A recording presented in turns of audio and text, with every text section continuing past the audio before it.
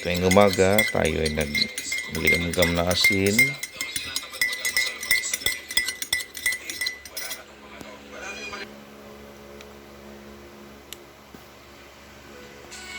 Doon naman post ko.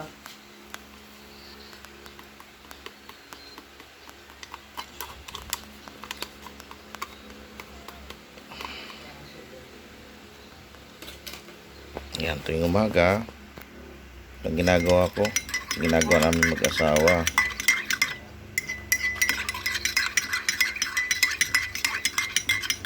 Ligam-gam na may asin, mainit na tubig. Lagyan namin ng barley.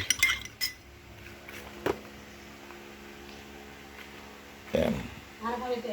Organic barley with glutathione.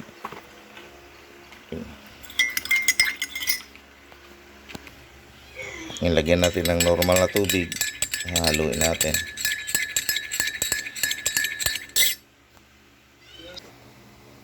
Ayan, ito umaga. Nilagam-gam na tubig na may asin. Saka lagyan namin ng barley. Dire-diretso yung inom.